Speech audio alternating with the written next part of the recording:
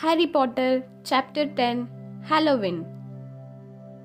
Malfoy couldn't believe his eyes when he saw that Harry and Ron were still at Hogwarts the next day, looking tired but perfectly cheerful. Indeed, by the next morning, Harry and Ron thought that meeting the three-headed dog had been an excellent adventure, and they were quite keen to have another one. In the meantime, Harry filled Ron in about the package that seemed to have been moved from Gringotts to Hogwarts, and they spent a lot of time wondering what could possibly need such heavy protection. It's either really valuable or really dangerous, said Ron. Or both, said Harry. But as all they knew for sure about the mysterious object was that it was about 2 inches long, they didn't have much chance of guessing what it was without further clues. Neither Neville or Hermione showed the slightest interest in what lay underneath the dog and the trap door. All Neville cared about was never going near the dog again.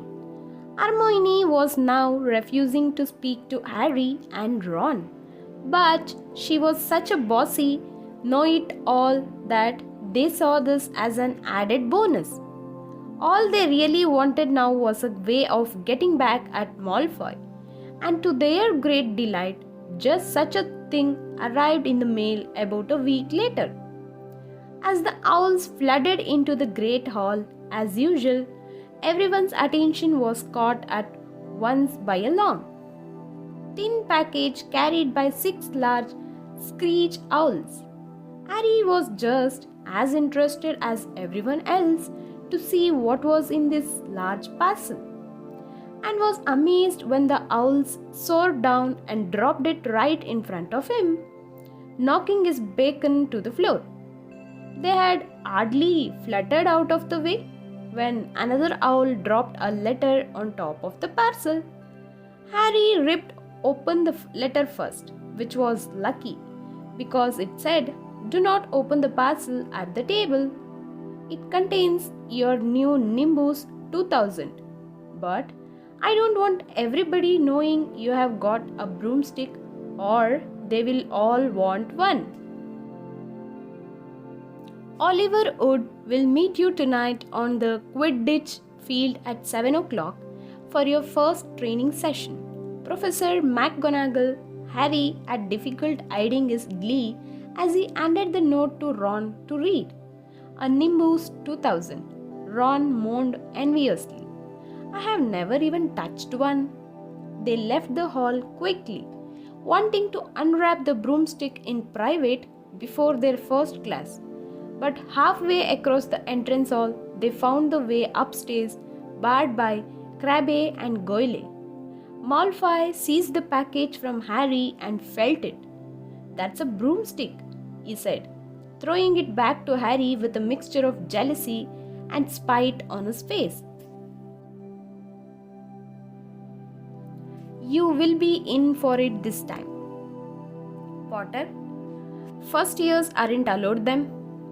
Ron couldn't resist it. "It's not an old broomstick," he said.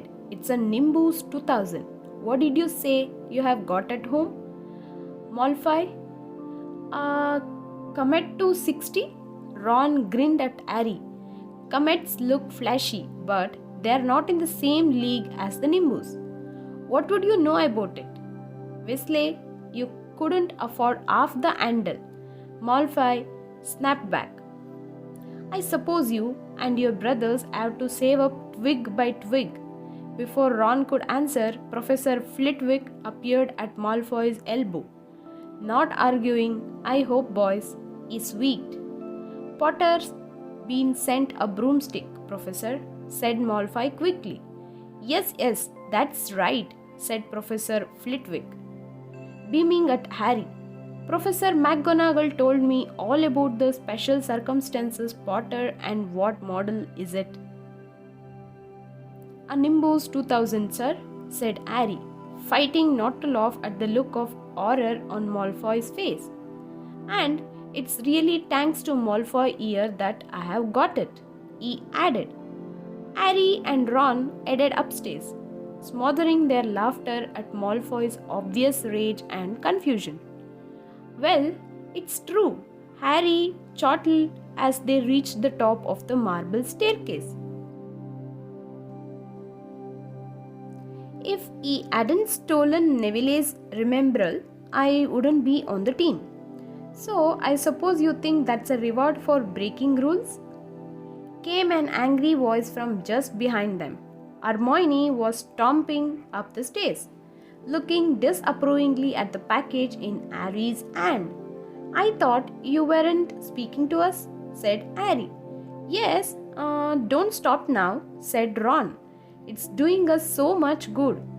Hermione marched away with her nose in the air. Harry had a lot of trouble keeping his mind on his lessons that day. It kept wandering up to the dormitory where his new broomstick was lying under his bed, or staying off to the Quidditch field where he would be learning to play the knight. He bolted his dinner that evening without noticing what he was eating, and then rushed upstairs with Ron to unwrap the Nimbus 2000 at last. Wow, Ron sighed as the broomstick rolled onto Harry's bedspread. Even Harry, who knew nothing about the different brooms, thought it looked wonderful, sleek and shiny, with a mahogany handle. It had a long tail of neat, straight twigs and Nimbus 2000 written in gold near the top. As 7 o'clock drew nearer, Harry left the castle and set off in the dusk towards the Quidditch field. He would have never been inside the stadium before. Hundreds of seats were raised in stands around the field so that the spectators were high enough to see what was going on. At either end of the field were 3 golden poles with hoops on the end. They reminded Harry of the little plastic sticks Muggle children blew bubbles through, except that they were 50 feet high, too eager to fly again to wait for wood. Harry mounted his broomstick and kicked off from the ground. What a feeling! He swooped in and out of the goalposts, and then sped up and down the field. The Nimbus 2000 turned wherever he wanted at his highest touch. Hey Potter, come down. Oliver Wood had arrived. He was carrying a large wooden crate under his arm. Harry landed next to him. Very nice, said Wood, his eyes glinting. I see what McGonagall meant. You really are a natural. I am just going to teach you the rules this evening. Then you will be joining team practice 3 times a week. He opened the crate. Inside were 4 different sized balls. Right, said Wood. Now, Quidditch is easily enough to understand, even if it's not too easy to play. There are 7 players on each side. 3 of them are called chasers. 3 chasers, Harry repeated, as Wood took out a bright red ball about the size of a soccer ball. That's ball called the quaffle, said Wood. The chasers throw the quaffle to each other and try and get it through one of the hoops to score a goal. 10 points every time the quaffle goes through one of the hoops. Follow me. The chasers throw the quaffle and put it through the hoops to score, Harry recited. So, that's sort of like basketball or broomstick with 6 hoops, isn't it? What's basketball? Said Wood curiously. Harry quickly said, never mind. Now, there is another player on each side who is called the keeper. I am the keeper for Gryffindor. I have to fly around our hoops and stop the other team from scoring. 3 chasers, 1 keeper, said Harry, who was determined to remember it all. And they play with quaffle. Okay, got that, So, what are they for? He pointed at the 3 balls left inside the box. I will show you now, said Wood. Take this. He handed Harry a small club, a bit like a short basketball bat. I am going to show you what the bludgers go, Wood said. These two are the bludgers. He showed Harry 2 identical balls, jet black and slightly smaller than the red quaffle. Harry noticed that they seemed to be straining to escape the straps holding them inside the box. Stand back, Wood warned Harry. He bent down and freed one of the bludgers. At once, the black ball rose high in the air and then pelted straight at Harry's face. Harry swung at it with the bat to stop it from breaking his nose and sent it zigzagging away into the air. It zoomed around their heads and then shot at Wood, who dived on top of it and managed to pin it to the ground. See, Wood panted, forcing the struggling bludger back into the crate and strapping it down safely. The bludger rocked around, trying to knock players off their brooms. That's why you have 2 beaters on each team. The Weasley's twins are ours. It's their job to protect their side from the bludgers and try and knock them toward the other team. So, think you have got all that. 3 chasers try and score with the quaffle. The keeper guards the goalposts. The beaters keep the bludger away from their team. Harry reeled off. Very good, said Wood. Have the bludgers ever killed anyone? Harry asked, hoping he sounded offhand. Never at Hogwarts. We have had a couple of broken jaws, but nothing worse than that. Now the last member of the team is the Seeker. That's you. And you don't have to worry about the quaffle or the bludgers, unless they crack my head open. Don't worry, the Weasleys are more than a match for the bludgers. I mean, they are like a pair of human bludgers themselves. Wood reached into the crate and took out the 4th and last ball. Compared with the quaffle and bludgers, it was tiny, about the size of a large walnut. It was bright gold and had little fluttering silver wings. This, said Wood, is the golden snitch, and it's the most important ball of the lot. It's very hard to catch because it's so fast and difficult to see. It's the Seeker's job to catch it. You have got to weave in and out of the chasers, beaters, bludgers, and quaffle to get it before the other team's Seeker, because whichever Seeker catches the snitch wins his team an extra 150 points.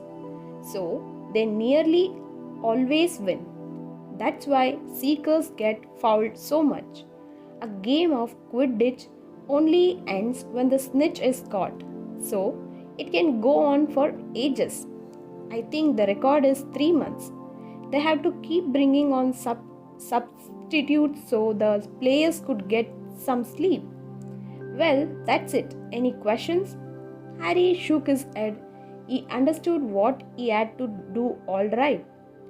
It was doing it that was going to be the problem. We won't practice with the snitch yet, said Wood, carefully shutting it back inside the crate. It's too dark. We might lose it. Let's try you out with a few of this. He pulled a bag of ordinary golf balls out of his pocket, and a few minutes later he and Harry were up in the air, Wood throwing the golf balls as hard as he could in every direction for Harry to catch. Harry didn't miss a single one, and Wood was delighted. After half an hour, night had really fallen and they couldn't carry on. That Quidditch Cup will have our name on it this year, said Wood happily, as they trudged back up to the castle. I wouldn't be surprised if you turn out better than Charlie Weasley, and he could have played for England if he hadn't gone off chasing dragons. Perhaps it was because he was now so busy, what with Quidditch practice 3 evenings a week on top of all his homework. But Harry could hardly believe it when he realized that he had already been at Hogwarts 2 months. The castle felt more like home than Privet Drive every ad. His lessons too were becoming more and more interesting now that they had mastered the basics. On Halloween morning, they woke to the delicious smell of baking pumpkin wafting through the corridors. Even better, Professor Flitwick announced in charms that he thought they were ready to start making objects fly, something they had all been dying to try since they had seen him make Neville's toad zoom around the classroom. Professor Flitwick put the class into pairs to practice. Harry's partner was Seamus Finnegan, which was a relief because Neville had been trying to catch his eye. Ron, however, was to be working with Hermione Granger. It was hard to tell whether Ron or Hermione was angrier about this. She hadn't spoken to either of them since the day Harry's broomstick had arrived. Now, don't forget the nice wrist movement we have been practicing, squeaked Professor Flitwick, perched on top of his pile of books as usual. Swish and flick. Remember, swish and flick. And saying the magic word properly is very important too. Never forget Wizard Buraffio, who said is instead of F and found himself on the floor with the buffalo on his chest. It was very difficult. Harry and Seamus swished and flicked, but the feather they were supposed to be sending skyward just lay on the desktop. Seamus got so impatient that he prodded it with his wand and set fire to it. Harry had to put it out with his hat.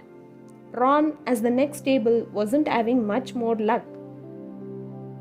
Wingardium Leviosa, he shouted, waving his long arms like a windmill. "You're saying it wrong," Harry heard Hermione snap. "It's Wingardium Leviosa. Make the gur nice and long." "You do it then, if you're so clever," Ron snarled.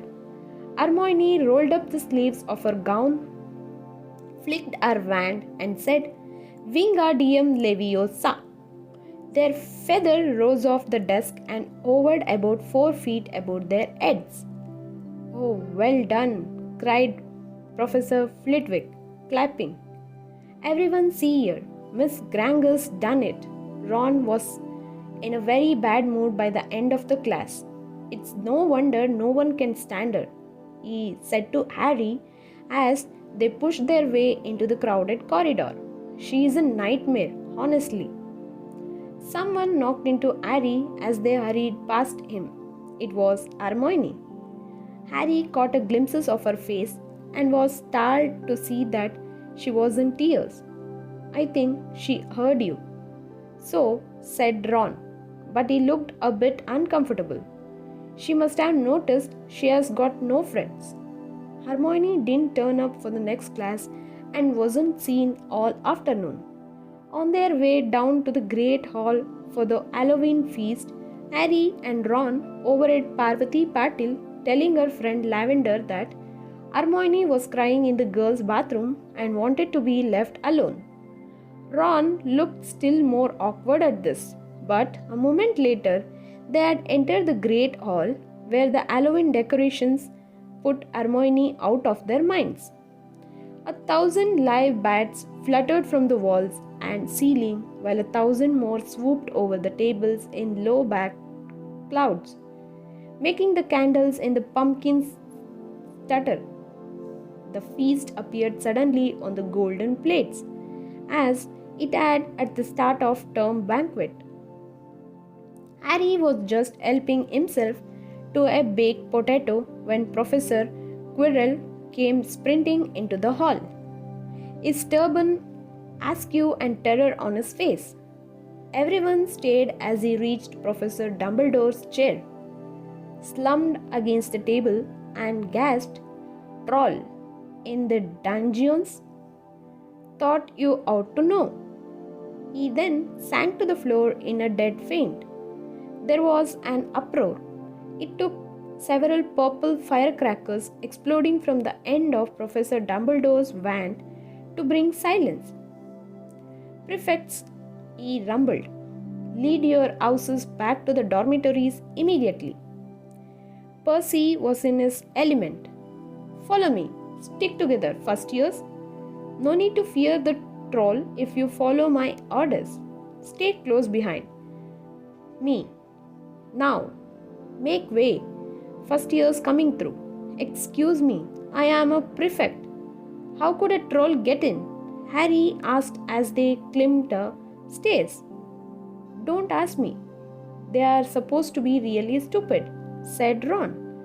"Maybe Peeves let it in for a Halloween joke." They passed different groups of people hurrying in different directions. As they jostled their way through a crowd of confused Hufflepuffs, Harry suddenly grabbed Ron's arm. "I have just thought, Hermione. What about her? She doesn't know about the troll." Ron bit his lip. "Oh, all right," he snapped. "But Percy would better not see us." Ducking down, they joined the Hufflepuffs going the other way, slipped down a deserted side corridor, and hurried off towards the girls' bathroom. They had just turned the corner when they heard quick footsteps behind them. "Percy," hissed Ron, pulling Harry behind a large stone griffin. Peering around it, however, they saw not Percy but Snape. He crossed the corridor and disappeared from view. "What is he doing?" Harry whispered. "Why isn't he down in the dungeons with the rest of the teachers?" "Search me." Quietly as possible, they crept along the next corridor after Snape's fading footsteps. "He is heading for the third floor," Harry said. But Ron held up his hand. "Can you smell something?" Harry sniffed, and a foul stench reached his nostrils, a mixture of old socks and the kind of public toilet no one seems to clean. And then they heard it, a low grunting and the shuffling footfalls of gigantic feet. Ron pointed at the end of the passage to the left. Something huge was moving towards them. They shrank into the shadows and watched as it emerged into a patch of moonlight. It was a horrible sight. 12 feet tall. Its skin was a dull granite grey, its great lumpy body like a boulder with its small bald head perched on top like a coconut. It had short legs, thick as tree trunks, with flat, horny feet. The smell coming from it was incredible. It was holding a huge wooden club, which dragged along the floor because its arms were so long. The troll stopped next to a doorway and peered inside. It waggled its long ears, making up its tiny mind, then slouched slowly into the room. "The key's in the lock," Harry muttered. "He could lock it in." "Good idea," said Ron nervously. They edged towards the open door, mouths dry, praying the troll wasn't about to come out of it. With one great leap, Harry managed to grab the key, slam the door, and lock it. Yes, flushed with their victory, they started to run back up the passage. But as they reached the corner, they heard something that made their hearts stop. A petrified scream, and it was coming from the chamber they had just chained up. "Oh no," said Ron, pale as the bloody Baron. "It's the girls' bathroom," Harry gasped. "Hermione," they said together. It was the last thing they wanted to do, but what choice did they have? Wheeling around, They sprinted back to the door and turned the key. Flumbing in their panic, Harry pulled the door open and they ran inside. Hermione Granger was shrinking against the wall opposite, looking as if she was about to faint. The troll was advancing on her, knocking the sinks off the walls as it went. Confuse it, Harry said desperately to Ron, and seizing a tap, he threw it as hard as he could against the wall.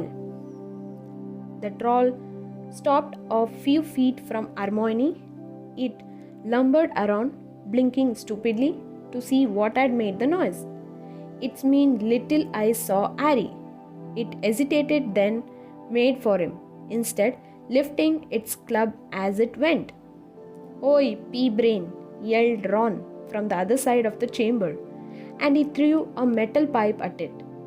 The troll didn't even seem to notice the pipe hitting its shoulder, but it heard the yell and paused again, turning its ugly snout toward Ron instead, giving Harry time to run about it. "Come on, run, run!" Harry yelled at Hermione, trying to pull her toward the door, but she couldn't move. She was still flat against the wall, her mouth open with terror. The shouting and the echoes seemed to be driving the troll berserk. It roared again and started toward Ron, who was nearest and had no way to escape. Harry then did something that was both very brave and very stupid. He took a great running jump and managed to fasten his arms around the troll's neck from behind. The troll couldn't feel Harry hanging there, but even a troll will notice if you stick a long bit of wood up its nose, and Harry's wand had still been in his hand when he had jumped. It had gone straight up one of the troll's nostrils. Howling with pain, the troll twisted and flailed its club. With Harry clinging on for dear life, any second the troll was going to rip him off or catch him a terrible blow with the club. Hermione had sunk to the floor in fright. Ron pulled out his own wand, not knowing what he was going to do. He heard himself cry the first spell that came into his head, Wingardium Leviosa. The club flew suddenly out of the troll's hand, rose high up into the air, turned slowly over and dropped, with a sickening crack, onto its owner's head. The troll swayed on the spot and then fell flat on its face with a thud that made the whole room tremble. Harry got to his feet. He was shaking and out of breath. Ron was standing there with his wand still raised, staring at what he had done. It was Hermione who spoke first. "It is dead." "I don't think so," said Harry. "I think it's just been knocked out." He bent down and pulled his wand out of the troll's nose. It was covered in what looked like lumpy grey glue. "Rrrr, troll bogus!" He whipped it on the troll's trousers. A sudden slamming and loud footstep made the three of them look up. They hadn't realized what a racket they had been making. But of course, someone downstairs must have heard the crashes and the troll's roars. A moment later, Professor McGonagall had come bursting into the room, followed by Snape. With Quirrell bringing up the rear, Quirrell took one look at the troll, let out a faint whimper, and sat quickly down on a toilet, clutching his heart. Snape bent over the troll. Professor McGonagall was looking at Ron and Harry. Harry had never seen her look so angry. Her lips were white. Hopes of winning 50 points for Gryffindor faded quickly from Harry's mind. "What on earth were you thinking of?" said Professor McGonagall, with cold fury in her voice. Harry looked at Ron, who was still standing with his wand in the air. "You are lucky you weren't killed. Why aren't you in your dormitory?" Snape gave Harry a swift, piercing look. Harry looked at the floor. He wished Ron would put his wand down. Then a small voice came out of the shadows. Please, Professor McGonagall, they were looking for me, Miss Granger. Hermione had managed to get to her feet at last. I went looking for the troll because I thought I could deal with it on my own, because I have read all of them. Ron dropped this van. Hermione Granger telling a downright lie to a teacher. If they hadn't found me, I would be dead now. Harry stuck his wand up its nose and Ron knocked it out with its own club. They didn't have time to come and fetch anyone. It was about to finish me off when they arrived. Harry and Ron tried to look as though this story wasn't new to them. Well, in that case, said Professor McGonagall, staring at the three of them, Miss Granger, you foolish girl, how could you think of tackling a mountain troll on your own? Hermione hung her head. Harry was speechless. Hermione was the last person to do anything against the rules, and here she was, pretending she had to get them out of trouble. It was as if Snape had started handing out sweets. Miss Granger, 5 points will be taken from Gryffindor for this, said Professor McGonagall. I am very disappointed in you. If you are not hurt at all, you would have better get off to Gryffindor Tower. Students are finishing the feast in their houses. Hermione left. Professor McGonagall turned to Harry and Ron. Well, I still say you were lucky, but not many first years could have taken on a full-grown mountain troll. You each win Gryffindor 5 points. Professor Dumbledore will be informed of this. You may go. They hurried out of the chamber and didn't speak at all until they had climbed 2 floors up. It was a relief to be away from the smell of the troll. Quite apart from anything else, we should have gotten more than 10 points, Ron grumbled. 5, you mean, once she has taken off Hermione's. Good of her to get us out of trouble like that, Ron admitted. Mind you, we did save her. She might not have needed saving if we hadn't locked the thing with her. Harry reminded him. They had reached the portrait of the fat lady, Pigsnot, they said, and entered. The common room was packed and noisy.